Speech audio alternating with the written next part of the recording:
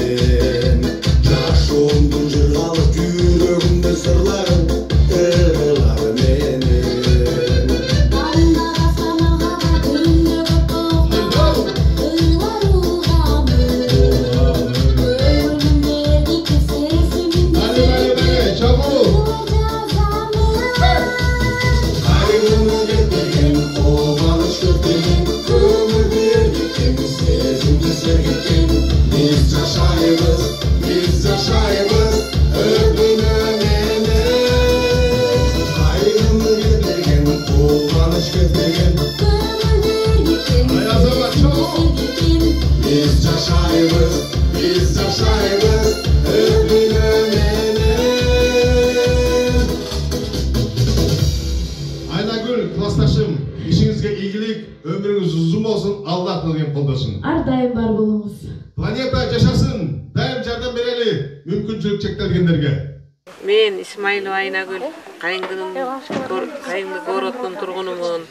Мен ушул жерге Жайыл району менен Панфиловка районуна майыптар коомунун центри кылып ачып, ушул жерде майыптарга ишкана куруп атабыз. Кыздарга швейный цех, балдарга мебельный цех. Келечекте ушу чоң көп орунду болуп, элдер иштеп, ошонун арасында майыптар иштеп, аз да болсо акча таап, ушул аракетибизди кылып атабыз. Башка дагы ушу мынакей ушул ачылышына конокторду чакырып, ушул жерде ачылышы кылып, ушул жер чоң бир ишкана болсун деп тилеп атабыз Кудайдан. Буйруса баары балдарым мебельный цехте иштеп, мебель чыгарса, кыздары швейный цехте иштеп, элдердин жанагы кыздардын себин чыгарсак, баары даяр асыл кыздын себи, төшөгүнөн көшөгөсүнө чейин. Ушундай баарын даярдап, заказ алып, көп орунду жумушка элдерге тартып атабыз, Кудай буйруса. Анан майыптарга жардам болсун деп атабыз. Жаткан майыптарга жардам берсек деп атабыз. Ошо көп жумуштарды иш ордуна коюп атабыз, Кудай буйруса. Азырынча эми жаңы ачылып атабыз, эми болсо көп эле орунду, бир 30-40 орунду болсо деле тилеп атабыз Кудайдан. Эми жаңы ачылып азыр эметип атабыз. Көп эле орунду болсо элге ошончолук жакшы. Бирок ошого биз даярбыз да. Канчандай заказ эмелерди принимать этсек, ошону элдерди иштетсек, ошол жумушка, ишке даярбыз да. Мына кыздын себи болгондо жууркан, төшөк, шешеп, эме парда тигишет. Андан тышкары заказ любой көйнөк, шым болобу, детский эме көйнөк болобу, заказ алып кайра тигебиз. Мебельныйде болсо сувенир, комустун кичинесинен чоңуна чейин ар бир сувенирди жана эмеге алып барып Ош базардагы эмелерге тапшырып оттом. Андан тышкары кыздын себине мебелдерди, шванер, жанагы мебель немесин баарын дайындап атабыз да, ошолорду даяр кылсак деп. Жумушка майып эместер деле келип баарын иштесе, ошонун арасында майыптар да кошуп иштесе деп атабыз да, үйрөнүп ошол жумушкачы. Анан основной негизи майыптарга ачып атам, майыптарга жардам болсун деп. Кудай буйруса көп орунду ишкана кылсак, мындан түшкөн каражаттарды майыптарга жумшасак, жана вообще баспаган, турбаган, ошолорго жардам болсо деп ойлонуп атабыз. Анан басып турган майыптар келип иштеп, алаксыса деп ойлонуп атабыз, айлык алып. Жатып иштесе да болот, келип иштесе да болот. Условия бар, баары. Жатып иштесе да болот да. Бүт условиялы, ичинде суу бар, туалет бар, ванна бар. Биринчи жолу бул Панфиловка районунда өзүм берде жашагандан кийин биринчи Панфиловка районуна ачылып мына. Келечекте пландар эми берди мындай аябай гүлдөтүп элдерге мындай жакшы жумуш орун кылсак, андан кийин Жайыл районунан барып туруп дагы чоң ишкана ачсак деп ойлонуп атам. Бизге кайрымдуу, мээримдүү адамдар болсо, бизге кайрылсаңыздар болот. Ошо силер кайрылган акчага биздин мүмкүнчүлүгү чектелгендерге материал алып берип, ошолорго иш кылып, чоң кылып, ошолорго иш кылсак болот. Сиздер эгер мүмкүнчүлүгүңөр болсо жардам берсеңер. Эгер бизге заказ берсеңер болот. Ошо заказдан иштеп тапкан акчабыздар кайра ошол майыптарга жумшалат. Ошолор тигет, ошолор айлык алат. Андан тышкары ошондон түшкөн акчаны үйүндө жаткан майыптарга жардам бере алабыз. Бул коомдун ачылышы мүмкүнчүлүгү чектелген адамдарга жардам берүү, иш менен камсыз кылуу боюнча ачылып атат. Саламатсыздарбы, урматтуу бүгүнкү Кайыңды шаарындагы чакан ишкана ачылышына келген коноктор. Панфилов жана Жайыл районунун майыптар коомунун жана Исмаилова Айнагүл эжебиздин демилгеси менен ачылып жаткан ачылуу аземине кош келиңиздер.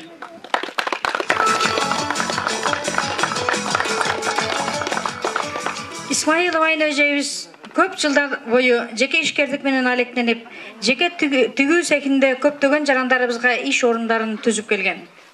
Акыркы жылдары ден соолугунун мүмкүнчүлүгү чектелип, 5 жылда үйүндө отуруп калды.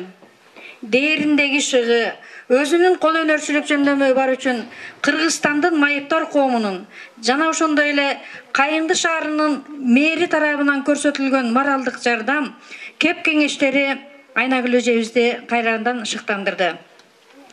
Өзүңүздөр көрө болгондой, өзү сыяктуу мүмкүнчүлүгү чектелген инсандарга иш ордун ачып отурат.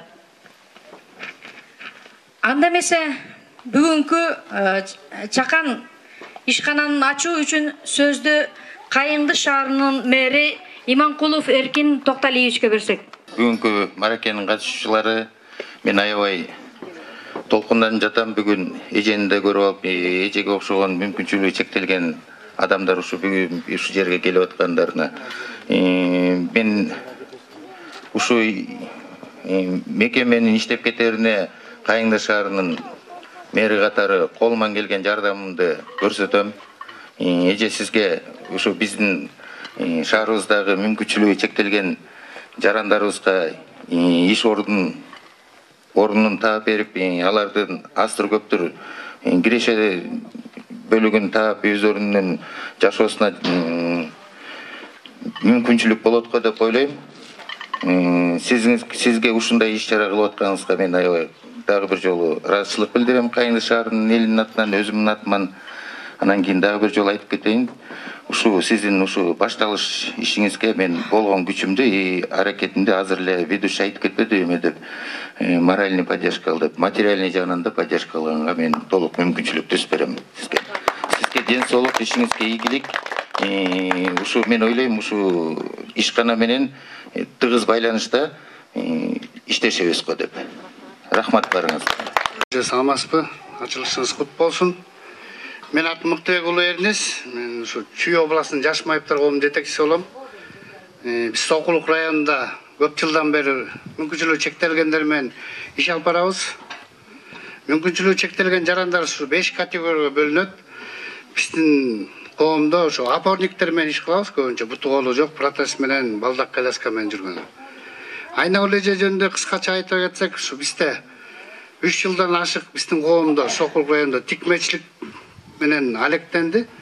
Көптөгөн кыздардыбызды жакшы жолго иш алып барып, тикмечиликти үйрөтүп, ал кыздар азыркы убакта өз алдынча оокаттарын кылып атышат. Кудай буйрса күзүндө ушу Московский районго да ачалы деп атабыз.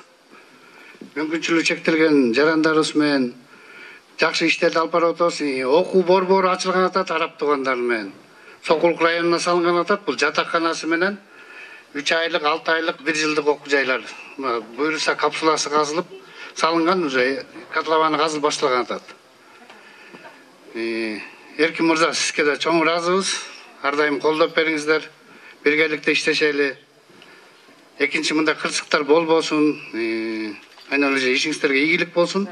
Ага өргөңүздөр кут болсун. Колубуздан келген биз жана проекттер менен бизде колдоп жардам беребиз, колубуздан келген. Ошо, рахмат. Панфилов райондук прокуратуранын өкүлү Зайниди Мухамбет берсек. Бүгүн иш чара абдан жакшы бир өзгөчө бир иш чара экен. Айнагүл эже, бул ишти баштап атырсыз, ушуңуз кут болсун. Бул ишиңиз мындан ары жогорку деңгээлдерде өтсүн. Жогоруда мэр белгилеп кеткендей моралдык, материалдык жактан жардам беребиз деп атат. Эми прокуратура кызматкерлери сизге юридикалык жардам берет. Андай вопростор болуп калса, түздөн түз кайрылыңыз. Ишиңизге ийгилик, сизге муктаж болгон мына жаныңыздарда соратниктериңиз отурат. Ошо ойлогон ойлоруңуздардын бүт баары тең ишке ашсын. Бул абдан жакшы, чоң иш.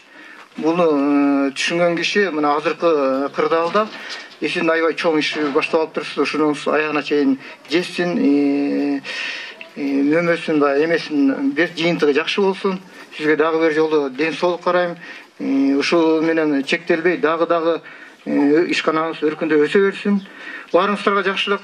Кийинки сөздү Карабалта шаарындагы жетим балдар спорт клубунун негиздөөчүсү жана машыктыруучусу, Манас спорт ордосунун башкы машыктыруучусу, Кыргыз Республикасынын самбо боюнча 7 жолку чемпиону, джиу-джитсу боюнча Кыргызстандын чемпиону жана 2018-жылдын уруш джиу-джитсу боюнча Азия чемпиону, эл аралык деңгээлдеги спорт чебери Мамбетов Алмаз Исмаиловичке сөз берсек. Ассаламу алейкум. Бүгүнкү урматтуу Кайынды шаарынын коноктору жана ушул Кайынды шаарынын өкүлдөрү ушул аябай жайына Панфилов районунда чоң бир маареке болуп жатыр. Бул деген бир кадам болуп жатат да ушул райондочу. Бул биринчи кадам болуп жатат. Эмне үчүн дегенде бул майыптардын коому биринчи болуп түзүлүп жатат экен. Мен Кара-Балта шаарынын өкүлүмүн. Ушул Кара-Балта шаарында жетим балдарга спорт комплекс ачканмын. Өзүм эсебинен мамлекет билет. Ушул 7 жылдан бери мен да майып балдар менен иштешип келем. Сизге чоң ийгилик каалап кетким келет. Бул аябай оор жана милдеттүү бир мекеме болуп эсептелет. Ушул мекемеге ийгиликтерди каалап кетким келет. Ошондой эле баарыңыздар келген мына коноктордун баарыңыздарга ден соолук каалагым келет. Эмне үчүн дегенде мен машыктыруучумун. Мен үчүн ден соолук деген бул эң башкы. Биз дагы оорукчан балдарга мүмкүнчүлүк берип ушул спорт клубду ачканбыз. Андан сырткары ата-энеси бар балдар да келет. 200дөн ашык баланын башын бириктирип машыктырып жатам. Баарыңыздарга Жайыл район жана Кара-Балта шаарынын мэринин жана акимдин атынан салам айткым келет. Алардын баары бүгүнкү кырдаалга карата жумуштан бошобой калышты, бирок жүрөгү менен сиздердин жумушуңуздарга ийгилик жана көптөгөн жетишкендикке жетишиңиздерге чын жүрөктөн тилектешмин. Баарыңыздарга рахмат. Азаматсыздар, ушундай чоң бир жетишкендикке жетишип жатасыздар. Азыркы сөздү Айнагүл эженин бир туугандарынын атынан Таштанкулова Шагымбөб эже жана Исмаилов Каракол ага. Урматтуу Кайынды шаарынын тургундары, баарыңарга жалпы салам. Мына сиңдим Айнагүл ушу оор жумушту башына алып, бүгүн бир ишкана ачып атыптыр. Ушу ишканасы астыга жылсын, өзүнө кут болсун. Ошондогу иштеген балдар, кыздар, ушу ден соолуктары чың болсун. Бу эме Роза Аманова айткандай, оорукчан адамды оорукчан жан билет дегендей, ошо өзүнүн ден соолугу жок болуп калгандан байланыштуу ошо оорукчан адамдарды ошондон билдүү болуш керек деп деле ойлойм. Себеби дегенде соо киши андайды ойлобойбуз да, өзүбүздүн ден соолугубуз болгондон кийин. Анан бул өзү деле башынан эмгекчил кыз болчу. Школда да ушундай жакшы окуган. Үлгүлүү жүрөт, постоянно бир туугандарынын арасында да үлгүлүү болчу. Ооруп калганына биз аябай өкүнөбүз. Бирок өзү ошого карабастан иш алып, мынакей сокулукта деле жакшы иштеди. Сокулуктагы тургундары деле кадырлап барктап турушат. Ошо ишкана ачып, ошол жерде канча деген кыздар иштеп турушту. Эми Кайындыга ошо майыптар тобун ачып атыптыр. Ушу өзүңө ден соолук каалайм, алтыным. Ооруба, ден соолугуң чың болсун, узун жаның аман болсо, баары болот. Иши кылып ошондо иштегендердин баарына ден соолук каалайм. Айылдын тургундарына дагы рахмат. Кошуна колоңдор кечетен бери колдоп атат. Ушул үй көп жылдан бери каралбай калып, кароосуз калган эмелерди билесиңер. Ошого ушу кошуналарда чоң салымдарын кошушуп, жардам беришип атышат. Буларга да рахмат. Мынакей айылында болуп аткан ишке ушундай жардам көрсөтүп атканына мен жаман ыраазы болдум чындыгында. Анан эми баарына ден соолук. Ушу жерде агарып көгөрүп ушу жерде иштесе, айылындагыларга да жакшы да, мындайча айтканда. Менин кааларым ушул, баарына жалпы ден соолук.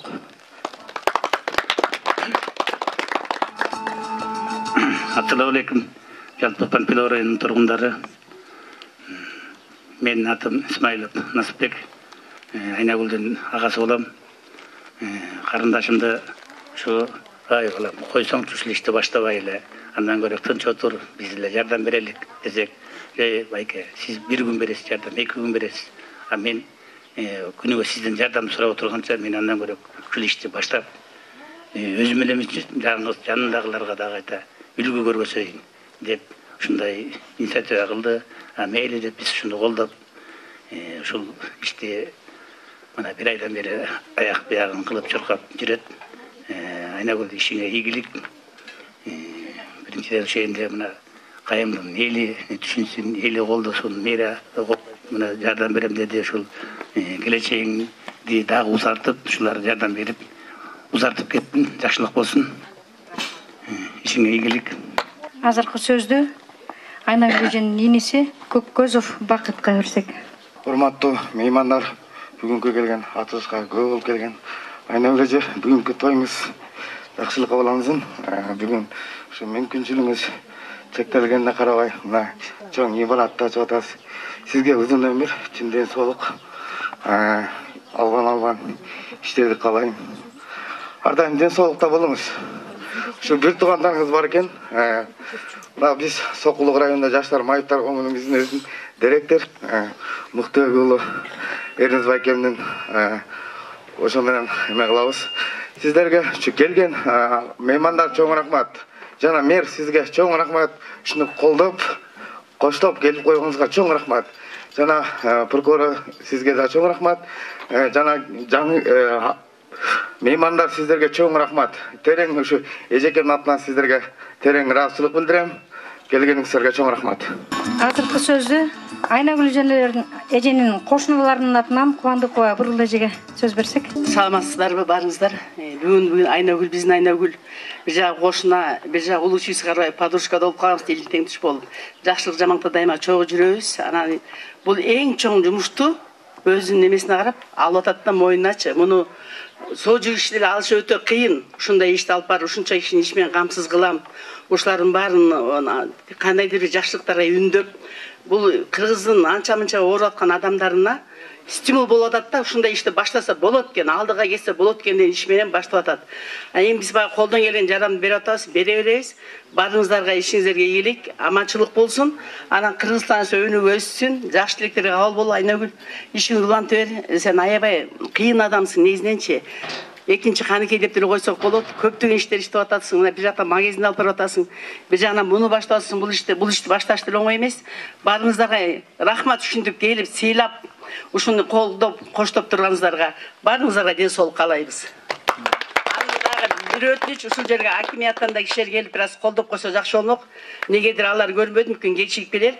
Бирок ушундай ишти колдоп туруш керек болчу да. Анда эмесе азыр Айнагүл эжебиздин ачып аткан чакан ишканасынын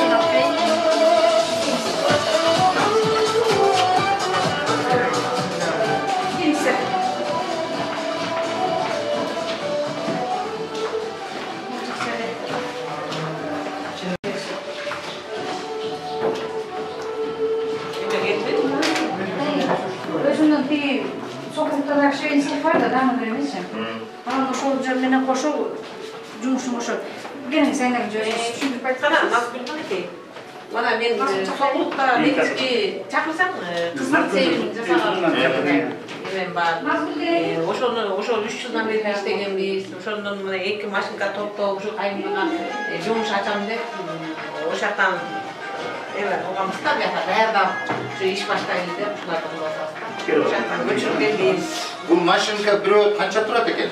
Бирөөсү бул машинканы 20 тигил 30 турат да. Мен аябай эме толкунданып атам. Азыр мен өзүмдүн атыман могу айдын аягына чейин Кудай буйрса ушундай машинка кайсы жерде сатылат? Эмеден? Мадинада. Ошо ылайыктуу болобу ушундай бир машинка сатып берсе? Болот, бизге ушундай машинкалар жетишпейт. Ушундай бир машинканы мен силерге эме аябай жакшы иш алып барып атыпсыз. Мен баягы анча башында көп эмес түшүнбөй эле азыр көрүп атып, мен аябай толкун айтып атпаймын. Мен жаман болуп атам азыр чынында. Биздин ушу Kayındı şaharındagı janagы ушундай сизге окшоп сизди мен сол кезиңизден бери эле билем ушундачы анан кийин ушуну мен өзүмдүн атыман сизге эме бул айдын аягына чейин сатып алып келип туруп эме жаңысын алып келип туруп койдук.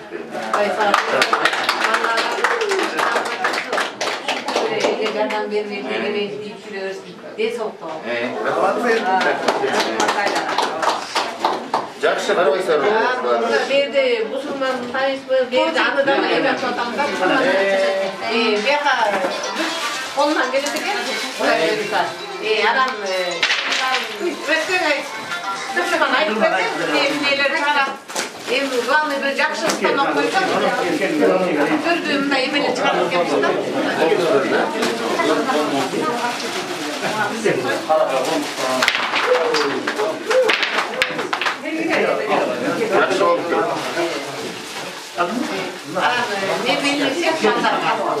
Анткени токтолуктан биз эме алдык да ал жерде эбелинсек анан шверинсек бар да.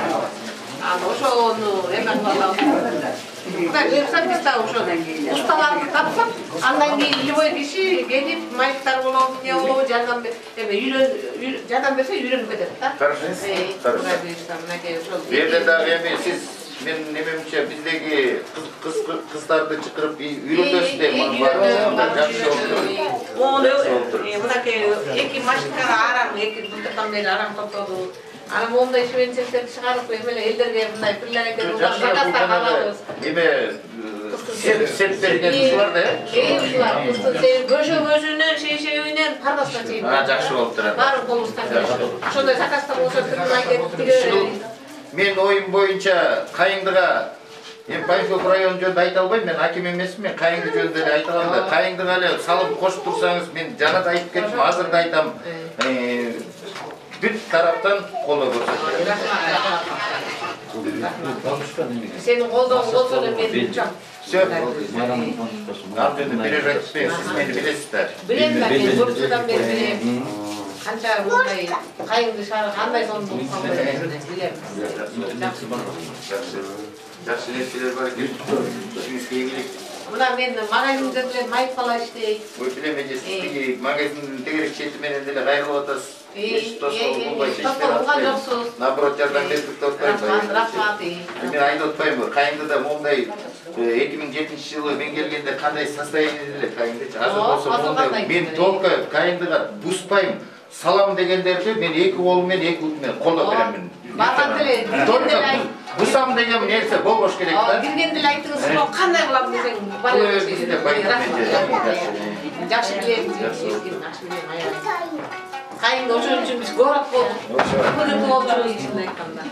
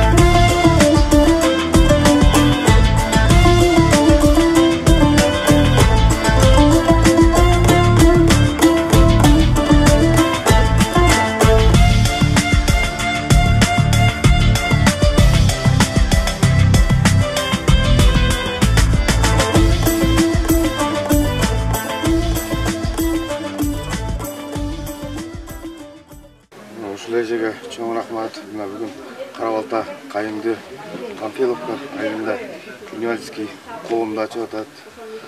Ушул эже мына өзү да мүмкүнчүлүгү чектелген карабай, бул дагы өзүнүн инвалидине сиздерге ушундай мүмкүнчүлүгү чектелген адамдарга жардам берүү максатында ошол адамдардын үйдө жатып калбай мүмкүнчүлүгү чектелип деп жатып калбай аракет кылсаң баракет дейт. Ошого карата эжем дагы чуркап ачып, ушул эжеме чоң рахмат, иш берип атат. Үйдө жатып алгандан көрөк өзүн алаксытуу максатында инвалидтер өзүн алаксытып иш кылып, мына Кудай буйрса кыздарга дагы, балдарга да жумуш берүү максатында балдар мебельный цех менен комуз жазуу, чоор, кыздар төшөк куруу жана башка материал тигүү максатында кийим кечек тигүү ушундай максатында ачылып атат. Кудай буйрса эжеке сизге да чоң рахмат, ишиңизге ийгилик. Ушул сиз канча инвалидтин ден соолугун ойлосоңуз сизге ошончолук албан ийгиликтерди каалайбыз. Сиз дагы ушул ачып аткан имаратыңыз өркүндөй берсин. Буга дагы мен элиме кайрылып кетем.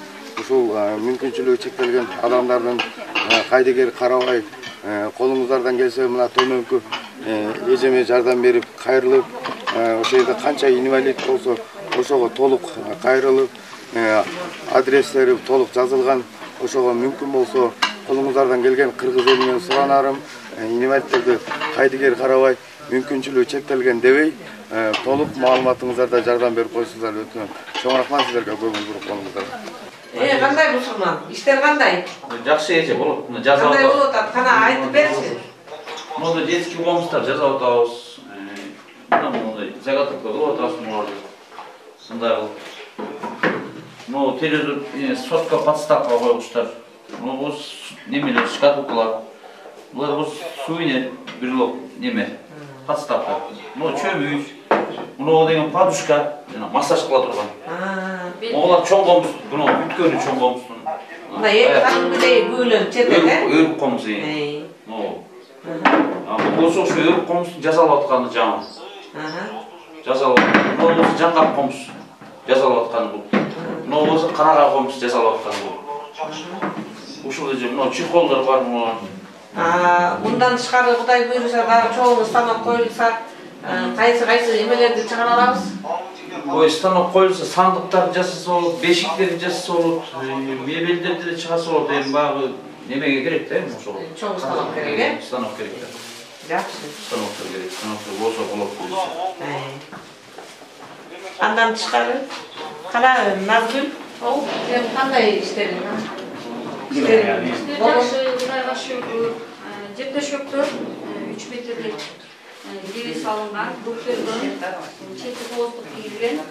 Анан бул жеңе төшөк дейт, эки төшөк. Бул жуканы, бул ошо үйлөнгөндөргө экөөнү жаздык, саймажаттык. Бул дагы жаздыктар, парчасыздыктар. Бул дагы сатылган эмес, колго жасалган. Ичине өзүбүз бар салганбыз. Бул кугул менен шторалар кухняга, терезелерге тагылат. 3 метрден, 2,5 метрден бою чыкпаган жакшы тюльдардан кийилген. Баштыктар бул ошо терезе пардадан калган кусокторду чыгарганбыз муну дагы. Чайнекке эме койгучтар астына. Комплекттер, бир кишилик комплекттер муну жакшы качестводагы сатин, лёндон бар. Научкалар менен стандарт 70-70 кылып тиккенбиз мынакей размери менен. Анан мынакей бычылгандары бул жерде бар, бычып алабыз. Бычып алгандан кийин астындагы простынясы, научкасы бул поделяние 2 кишилик болуп тигилген. Жаңы үйлөнгөн жубайларга полный комплект сегин жасайбыз. Мына жакта сандыгы да дайын болот, ага жер төшөктөрү, жуккандары, шейшеби, көшөгөсү баары кирет ичинде. Бул 3 метрден ашык материалдан тигилген 3,20. А бирок 2,5 метрге такса болот. Монтип жирип коюш керек да ичине. Орко болуп. Бул ушу бир кишилик кыз балага тигилген. Атайын гүлгө, сатин, астында бул простынясы, жакта бүктөлүп турат. Стандарт размери менен чыгарабыз. Бұл наволочкасы 70-ке 70. Бұл жұққан сала тұрған полиэтилен. Бұл да стандарт. Жақсы качестводағы сатинден. Лёндон шығарамыз.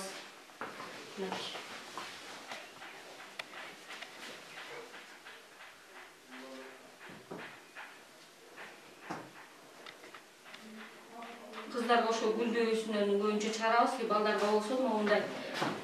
Балдарга болсун моундай. Төрттүктүү эмес. Балдардыкы мына моундай. Бир наволочкасын көрсөтүп коеюн. Балдардыкы моундай эмелер чыгарабыз. Төрттүктүү. Жаңы көңгөндөргө болсун мына могу лён.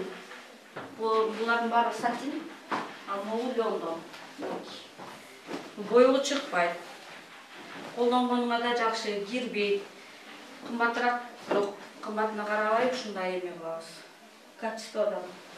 Качественный болуп чыгарабыз да.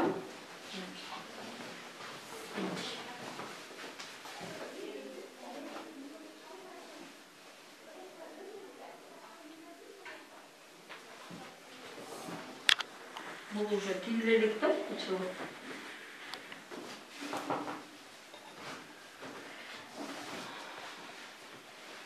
Калеска менен келгенде өтө кыйналып калбасын деп жумшадык. Ошол огород болсо кенен Кудай буйруса могул жака кыргыз элим жардам берсе эжекемдин ою боюнча могул жака чоң здание курсакпы деген ойдобуз. Здание чоң, бул нардак беттери чоң. Аябай эле ошого здание куруп, чоңураак имарат салсакпы деп ойдобуз. Бул Панфиловка кайыңды шаарынын өнүктүрүп, ушу инвалидтерге карап, ушу мүмкүнчүлүгү чектелген дебей, эл карасына жүргөн адам кылсакпы деп ойлогонбуз. Рахмат көңүлүңүзгө, чоң рахмат. Өмүрүңүз узун болсун, колдоп коштоп ар дайым биз жаныңыздабыз. Кызматта деген жаш балдардын баары кызматта берди. Кайындынын жаштары унутмаган баары кызматтабыз. Ийгилик болсун, бардыгына ден соолук, узун өмүр баарыңыздарга. Албан ийгиликтер ишиңиздерге ийгилик болсун. Кудай таалам баягы Кудай деген курга албайт дегендей, Кудай деп турсак, Кудай таалам баардын касыбына жайдайдан беребиз деп. Ишиңизге ийгилик болсун айнагүл. Силерге ден соолук, анда бирок Кудай ден соолук берсин. Любой время чаңгыз бекага биздин улуу айкебиз. Бекага рахмат. Кызмат кылып беребиз. Ар дайым. Биз бул кайынды жакшы ынтымагы, ар дайым. Биз кылып беребиз. Мындан кийин бул башталыш эле. Мына чоң иш-чаралар өткөрөбүз. Болот Кудай. Болот. Бияк гүлдөтөбүз, өркүндөтөбүз. Бул ишке эч ким колдобой койбойт, баары колдойт, мунчу. Биз келип колдоп беребиз. Колдодуңар, дагы колдойсуңар деп. Жардамыбызды беребиз. Рахмат, рахмат. Биз казактагы ушул балдар чыксынчы, ушул балдардын эмгеги эң көп. Көчөттөн берги кылган эмгегине биз ыраазыбыз. Буларда эмгекти эч ким кылган эмес. Булар кылган эмгекти эч ким кылган эмес. Рахмат ушуларга.